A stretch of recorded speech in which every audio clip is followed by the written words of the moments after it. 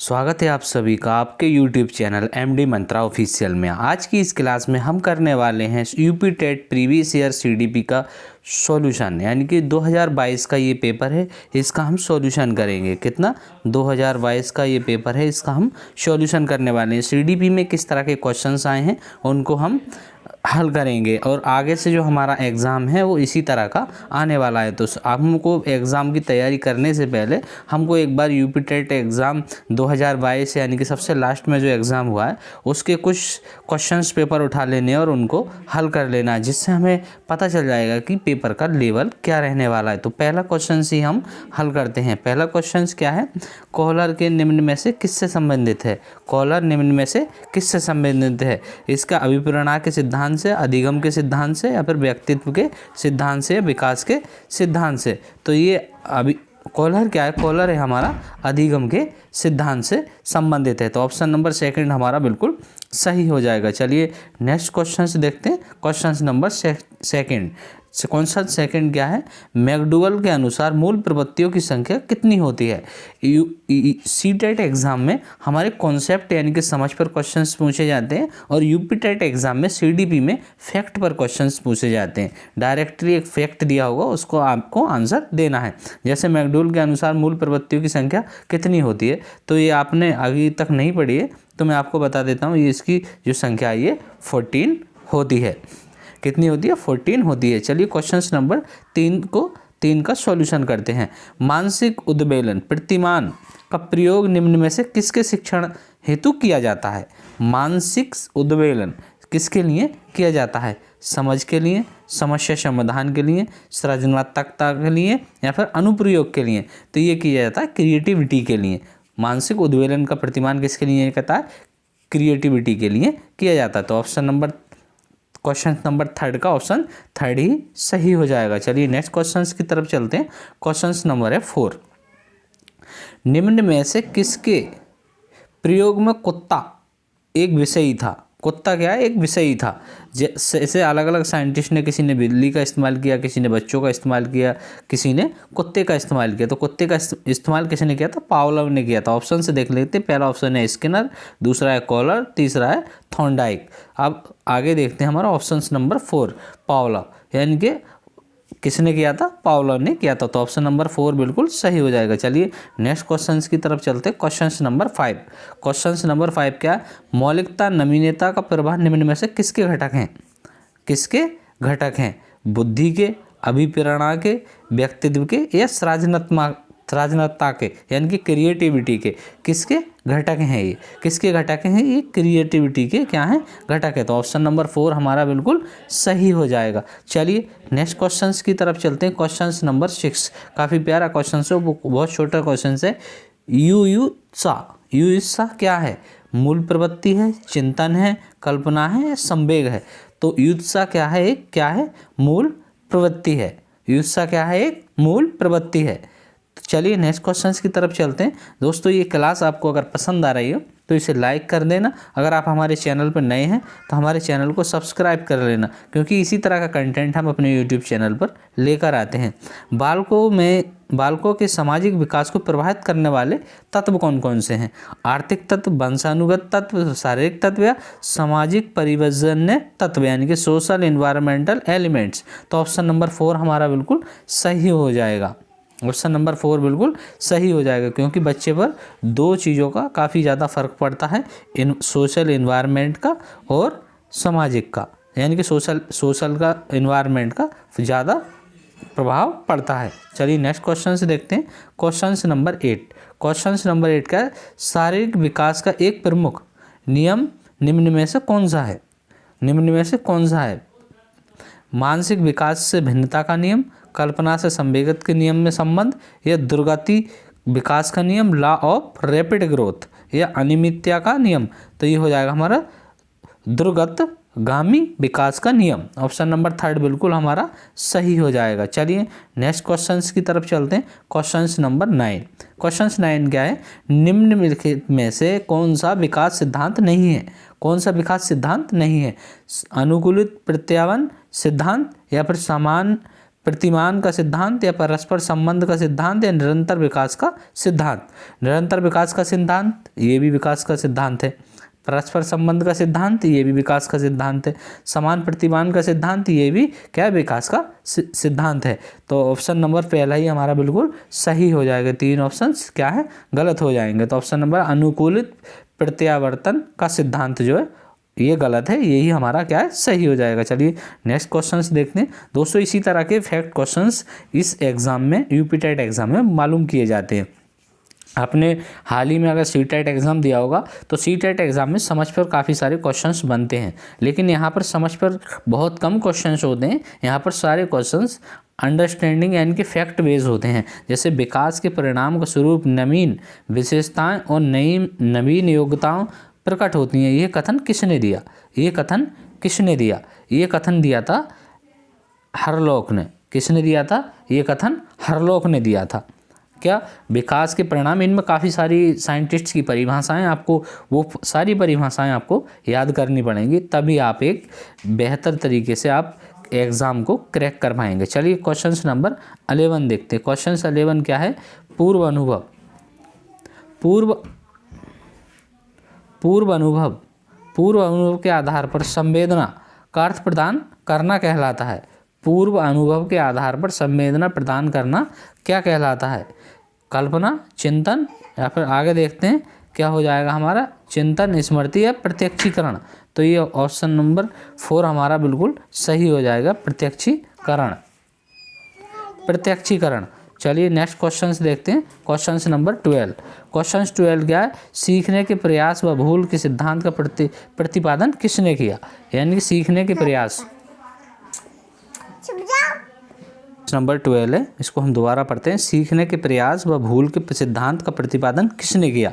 सीखने के प्रयास और भूल के सिद्धांत का प्रतिपादन किसने किया? ये किया था थॉर्नडाइक ने। किसने किया था? थॉर्नडाइक ने। ऑप्शन नंबर 3 हमारा बिल्कुल सही हो जाएगा। चलिए नेक्स्ट क्वेश्चन से देखते हैं।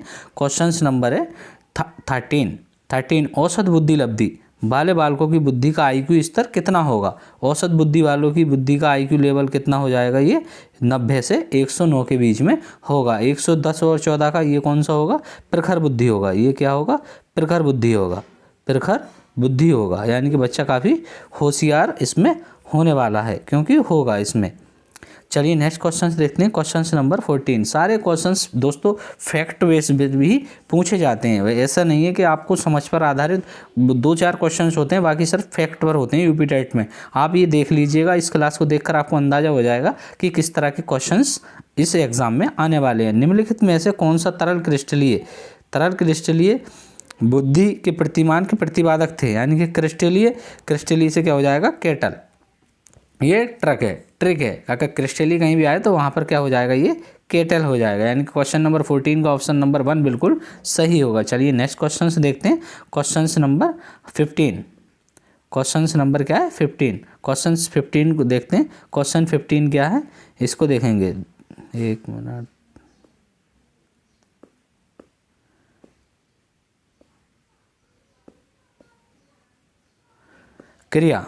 क्रिया प्रसूत का सिद्धांत का प्रतिपादन किसने किया? क्रिया प्रसूत का प्रतिपादन किसने किया? हल ने किया, स्किनर ने किया, या हेगार्टिंग ने, या थॉर्नडाइक ने किया? किसने किया? थॉर्नडाइक ने किया।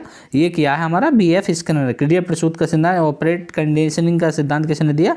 स्किनर ने दिया। किसने दिया? स्किनर ने दिया। ऑप्शन नंबर 2 बिल्कुल सही हो जाएगा। चलिए नेक्स्ट देखते हैं। नेक्स्ट क्या? Question number 16। क्वेश्चन नंबर क्या है? 16। ब्लूप्रिंट निम्न में से किसका महत्वपूर्ण घटक है? ब्लूप्रिंट किसका घटक है? परीक्षण निर्माण का, परीक्षण आंकन का, या परीक्षण प्रशासन का, या परीक्षण वैधता का? किसका प्रशिक्षण है? तो ये परीक्षण निर्माण का। ऑप्शन नंबर 4 हमारा क्या है? ये नहीं, ऑप्शन नंबर पहला हमारा बिल्कुल क्या है? सही हो जाएगा। चलिए नेक्स्ट क्वेश्चन देखते हैं। Question number 17। क्वेश्चन 17 क्या है हमारा? विकास की पूर्व संक्रिया अवस्था निम्न में से किसने दिया है? तो संक्रिया अवस्था अगर आपने सीटेट एग्जाम दिया तो अच्छे से प्याजे को जानते होंगे, तो ये क्या हो जाएगा हमारा? प्याजे हो जाएगा। ऑप्शन नंबर 4 बिल्कुल सही हो जाएगा। चलिए नेक्स्ट क्वेश्चन देखेंगे। नेक्स्ट क्वेश्चन क्या है? 18 क्या है? एमपीपीआई परीक्षण का उपयोग निम्न में से किसके मापन में किया जाता है? किसके मापन में किया जाता है? व्यक्तित्व के, सृजनात्मकता के, या संप्रति के, या बुद्धि के? किसके उसमें किया जाता है? किसके किया जाता है? व्यक्तित्व यानी कि पर्सनैलिटी के लिए किया जाता है। तो ऑप्शन नंबर फर्स्ट ही बिल्कुल क्या है? सही हो जाएगा। चलिए नेक्स्ट क्वेश्चन देखते हैं। Question number 19। क्वेश्चन 19 क्या है इसको हम देख लेते हैं। अधिगम हेतु निम्न में क्या सर्वाधिक आवश्यक है? अधिगम हेतु यानी कि अधिगम जब हो रहा है हेतु क्या सर्वाधिक होगा? अभिप्रेरणा, निर्देशन, या परिपक्वता, या फिर रुचि? क्या निर्देशित है? तो ये हमारे पास हो जाएगा अभिप्रेरणा, यानी कि मोटिवेशन है तो हम अधिगम अच्छे से कर पाएंगे। तो ऑप्शन नंबर फर्स्ट बिल्कुल सही हो जाएगा। चलिए नेक्स्ट देखते हैं। नेक्स्ट क्वेश्चन क्या है? क्वेश्चन नंबर है हमारा 20। क्वेश्चन नंबर क्या है?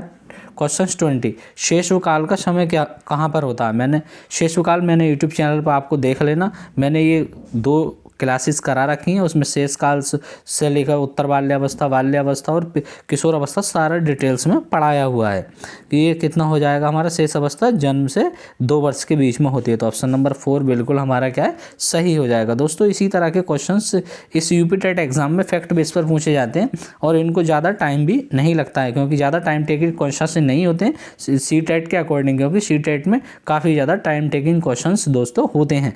ये दिया कॉलर ने अपने प्रयोग में ये सिद्ध करना चाहते हैं कि अधिगम समग्र परिस्थिति का प्रत्यक्षीकरण मानव के प्रयोजन का या जानवरों के मनुष्य से श्रेष्ठ है, या फिर ये आगे ऑप्शन नंबर 4 और देखते हैं। ऑप्शन नंबर 4 क्या दिया है? ये एक स्वतंत्र क्रिया है। तो इसका ऑप्शन नंबर पहला ही समग्र परिस्थिति का क्या है? ये सिद्धांत है। तो ऑप्शन नंबर पहला ही बिल्कुल सही हो जाएगा। ऑप्शन नंबर पहला बिल्कुल सही हो जाएगा। चलिए नेक्स्ट देखते हैं। Question number 22। क्वेश्चन नंबर 22 क्या है? Question number 22। किसने पाठ्य योजना पंचपद प्रणाली प्रतिपादित की? पंचपद प्रणाली किसने प्रतिपादित की? जॉन डीवी ने, ब्लूम ने, किलपैट्रिक ने, या हार्वर्ट ने? किसने प्रतिपादित की? तो ये की थी हमारी हार्वर्ट ने। किसने? हार्वर्ट ने प्रतिपादित की थी। पंचपद प्रणाली किसने की थी? हार्वर्ट ने प्रतिपादित की थी। इसी तरह की जो जितनी भी परिभाषाएं हैं उनको आपको यूपी टेट एग्जाम के लिए बहुत ही अच्छे से करना है। किस मनोवैज्ञानिक ने क्या परिभाषा दी है उन पर ही क्वेश्चंस पूछे जाते हैं। निम्नलिखित में से ग्रंथियों के आधार पर व्यक्तित्व के विभिन्न प्रकारों की चर्चा किसने की? व्यक्तित्व के ग्रंथियों के आधार पर किसने की थी? क्रेस्मर ने, स्प्रेंजर ने, कैनन ने, या जुंग ने? तो ये की थी हमारी स्प्रेंजर ने, नहीं स्प्रेंजर ने, कैनन ने की थी। कैनन ने किसने की थी? कैनन ने की थी। चलिए नेक्स्ट देखते हैं। नेक्स्ट क्या है? 24 का सृजनात्मकता का मौलिक परिणामों के अभिव्यक्त करने की मानसिक प्रक्रिया का कथन है। मानसिक प्रक्रिया का कथन क्या है? कोलब्रुस का या फिर क्रोकरो का? क्रोकरो ने दी थी सृजनात्मकता मौलिक परिणामों के लिए। तो क्या हो जाएगा? ऑप्शन नंबर 2 बिल्कुल सही हो जाएगा। चलिए नेक्स्ट ऑप्शंस देखते हैं। नेक्स्ट क्वेश्चंस क्या है हमारा? BF स्किनर के अनुसार बच्चों में भाषा का विकास होता है जन्म समस्याओं के फलस्वरूप, व्याकरण के फलस्वरूप। जो क्रिया प्रसूत का सिद्धांत BF स्किनर ने दिया, ये क्या कहते हैं? बच्चा अनुकरण करके सीखता है। तो ऑप्शन नंबर 3 हमारा बिल्कुल सही हो जाएगा, यानी कि अनुकरण एवं प्रबलन के फलस्वरूप। तो चलिए नेक्स्ट क्वेश्चन से देखते हैं। Question number 26। क्वेश्चन नंबर 26 देखते हैं। क्वेश्चन नंबर 26 क्या है हमारा? ये देख लेते हैं। क्वेश्चन मूल प्रवृत्तियों के 14 प्रकार से ने वर्गीकृत किया है। ये क्वेश्चन पहले भी आया था, उसमें हमने 14 लगाया था। इसका क्या हो जाएगा? मैकडूगल हो जाएगा। कौन सा हो जाएगा? मैकडूगल। 26 का आंसर 4 हो जाएगा। चलिए नेक्स्ट देखते हैं। 27 किसी दूसरी वस्तु की अपेक्षा एक वस्तु की चेतना केंद्रीकरण अवधान का कथन है। डम्बलिंग का, मैकडूगल का, मन का, या रॉस का? तो ये क्या हो जाएगा? क्वेश्चन नंबर 27 का हमारा डम्बल का ये कथन है। किसका कथन है? डम्बल का कथन है। किसी दूसरी वस्तु की अपेक्षा एक वस्तु पर चेतना का केंद्रीकरण। चलिए नेक्स्ट क्वेश्चन देखते हैं। क्वेश्चन नंबर है निम्नलिखित में से किसका नाम सूजनन शास्त्र के पिता से जुड़ा हुआ है? क्रोकरो का, वुडवर्थ का, रॉस का, गाल्टन का? किसका जुड़ा हुआ? गाल्टन का। इससे जुड़ा हुआ है, पिता के नाम से जुड़ा हुआ है। चलिए नेक्स्ट देखते हैं। नेक्स्ट क्या है, क्वेश्चन नंबर 29। क्वेश्चन नंबर 29 क्या है दोस्तों, 12 वर्ष से 16 वर्ष के लड़के हेतु हिंदी में डॉक्टर एस जलोटा ने कौन सा परीक्षण प्रतिपादित किया? शाब्दिक बुद्धि परीक्षण, चित्रांकन परीक्षण, आर्मी हेल्पर, साधारण मानसिक योग्यता परीक्षण जो है प्रतिपादित किया डॉक्टर एस जलोटा ने। डॉक्टर एस जलोटा ने कौन सा साधारण मानसिक योग्यता परीक्षण किया। चलिए नेक्स्ट देखते हैं। नेक्स्ट क्या है, बुद्धि के द्विकारक सिद्धांत का प्रतिपादन किसने किया? थॉर्नडाइक ने किया, स्टर्न ने किया, बर्नर ने किया? नहीं, स्पीयरमैन ने किया था। किसने किया था? स्पीयरमैन ने किया था, स्पीयरमैन ने। यानी कि ऑप्शन नंबर 4 बिल्कुल क्या है, ऑप्शन नंबर 4 बिल्कुल सही हो जाएगा। ऑप्शन नंबर 4 बिल्कुल क्या है, सही हो जाएगा। ऑप्शन नंबर 4 बिल्कुल सही हो जाएगा। दोस्तों आज की इस क्लास में हमने सीडीपी के 2022 में जो क्वेश्चंस आए थे,